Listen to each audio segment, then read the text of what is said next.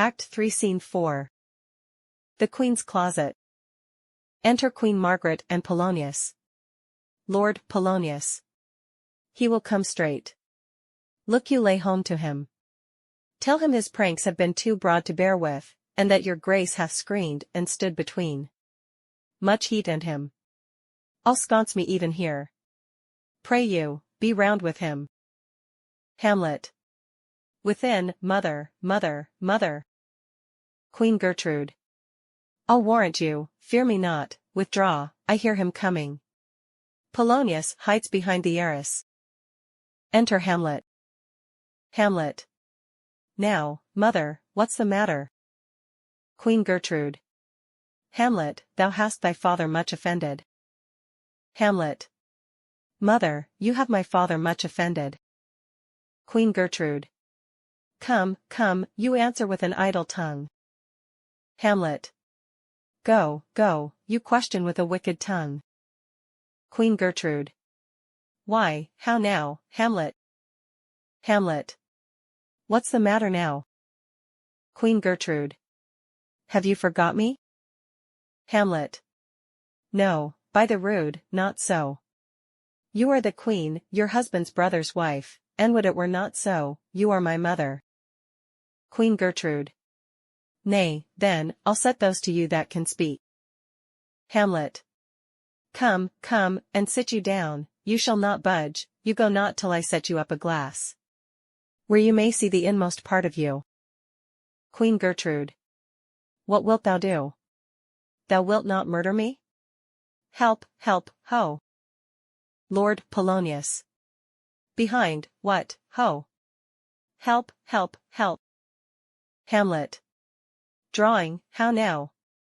A rat? Dead, for a ducat, dead. Makes a pass through the arras. Lord Polonius. Behind, oh, I am slain. Falls and dies. Queen Gertrude. O me, what hast thou done? Hamlet. Nay, I know not. Is it the king? Queen Gertrude. Oh, what a rash and bloody deed is this! Hamlet. A bloody deed? Almost as bad, good mother, as kill a king, and marry with his brother. Queen Gertrude. As kill a king? Hamlet. Ay, lady, 'twas my word. Lifts up the array and discovers Polonius.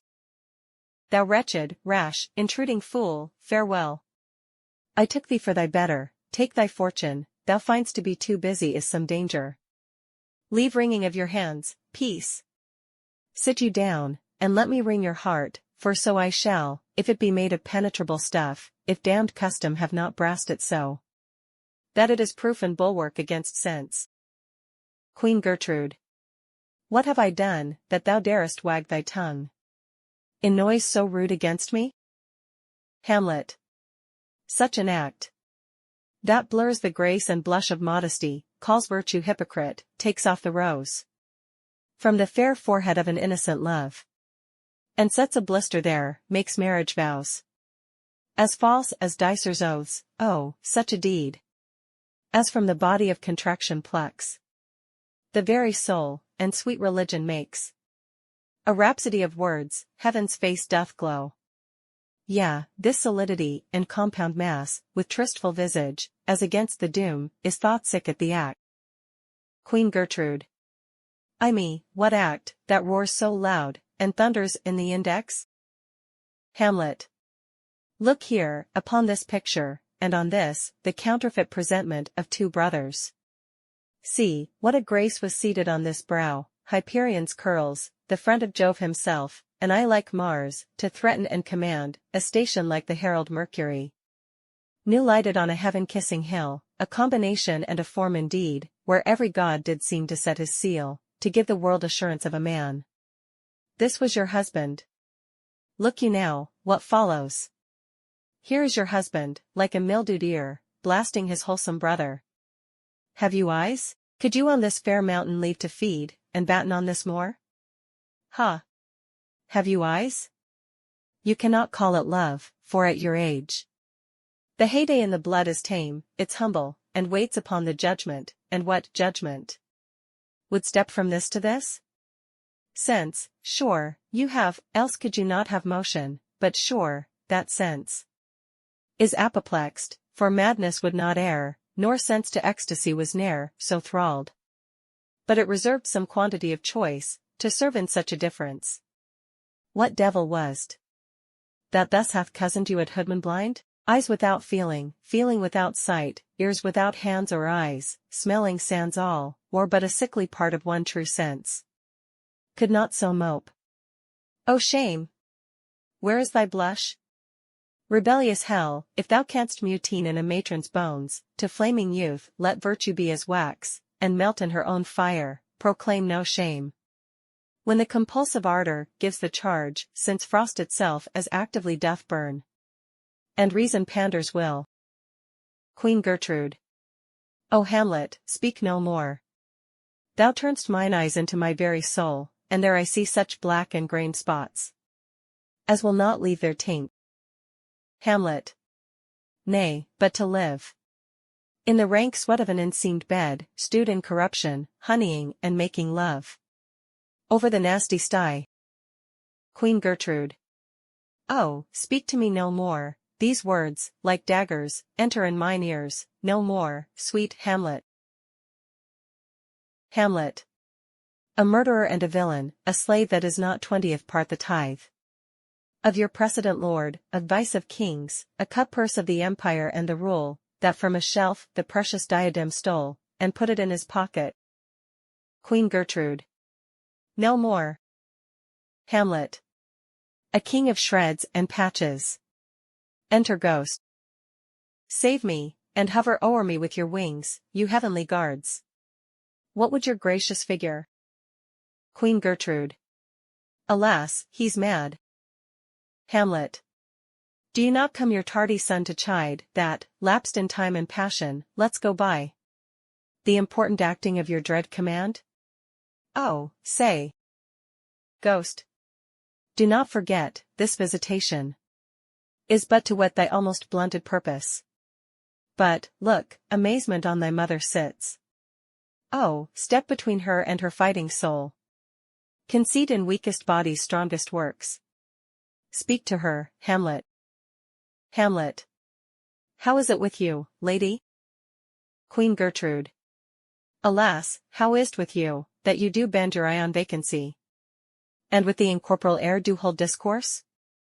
Forth at your eyes your spirits wildly peep, and, as the sleeping soldiers in the alarm, your bedded hair, like life in excrements, starts up, and stands on end. O gentle sun, upon the heat and flame of thy distemper, sprinkle cool patience. Whereon do you look? Hamlet. On him, on him. Look you, how pale he glares. His form and cause conjoined, preaching to stones, would make them capable. Do not look upon me, lest with this piteous action you convert my stern effects, then what I have to do will want true color, tears perchance for blood. Queen Gertrude. To whom do you speak this? Hamlet. Do you see nothing there? Queen Gertrude. Nothing at all, yet all that is I see. Hamlet. Nor did you nothing hear? Queen Gertrude. No, nothing but ourselves. Hamlet. Why, look you there. Look, how it steals away. My father, in his habit as he lived. Look, where he goes, even now, out at the portal. Exit Ghost. Queen Gertrude. This the very coinage of your brain. This bodiless creation ecstasy is very cunning in. Hamlet. Ecstasy. My pulse, as yours, doth temperately keep time, and makes as healthful music, it is not madness that I have uttered, bring me to the test, and I the matter will reword, which madness would gamble from. Mother, for love of grace, lay not that mattering unction to your soul, that not your trespass, but my madness speaks. It will but skin and film the ulcerous place, whilst rank corruption, mining all within, infects unseen. Confess yourself to heaven, repent what's past, avoid what is to come, and do not spread the compost on the weeds, to make them rancor. Forgive me this my virtue, for in the fatness of these pursy times, virtue itself of vice must pardon, beg, yea, curb and woo for leave to do him good. Queen Gertrude. O Hamlet, thou hast cleft my heart in twain. Hamlet. Oh, throw away the worser part of it, and live the purer with the other half. Good night, but go not to mine uncle's bed, assume a virtue, if you have it not. That monster, custom, who all sense doth eat, of habits devil, is angel yet in this, that to the use of actions fair and good. He likewise gives a frock or livery, that aptly is put on. Refrain tonight, and that shall lend a kind of easiness to the next abstinence, the next more easy, for use almost can change the stamp of nature, and either, the devil, or throw him out with wondrous potency. Once more, good night. And when you are desirous to be blessed, I'll blessing beg of you. For this same Lord, pointing to Polonius, I do repent, but heaven hath pleased it so, to punish me with this and this with me, that I must be their scourge and minister. I will bestow him, and will answer well the death I gave him. So, again, good night. I must be cruel, only to be kind. Thus bad begins and worse remains behind.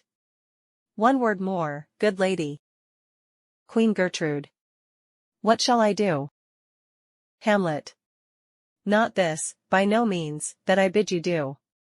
Let the bloat king tempt you again to bed, pinch wanton on your cheek, call you his mouse, and let him, for a pair of reechy kisses, or paddling in your neck with his damned fingers, make you to revel all this matter out, that I essentially am not in madness, but mad in craft.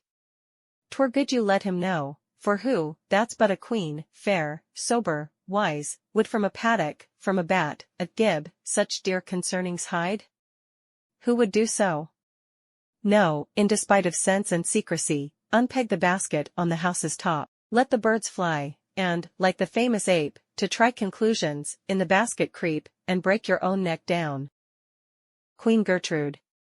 Be thou assured, if words be made of breath, and breath of life, I have no life to breathe. What thou hast said to me. Hamlet. I must to England, you know that? Queen Gertrude. Alack, I had forgot, 'tis so concluded on. Hamlet. There's letters sealed, and my two schoolfellows, whom I will trust as I will adders fond, they bear the mandate, they must sweep my way, and marshal me to knavery. Let it work, for 'tis the sport to have the engineer hoist with his own petard, and tea shall go hard. But I will delve 1 yard below their minds, and blow them at the moon. Oh, 'tis most sweet, when in one line 2 crafts directly meet. This man shall set me packing. I'll lug the guts into the neighbor room. Mother, good night. Indeed this counsellor is now most still, most secret and most grave, who was in life a foolish prating knave. Come, sir, to draw toward an end with you. Good night, mother. Exeunt severally, Hamlet dragging in Polonius.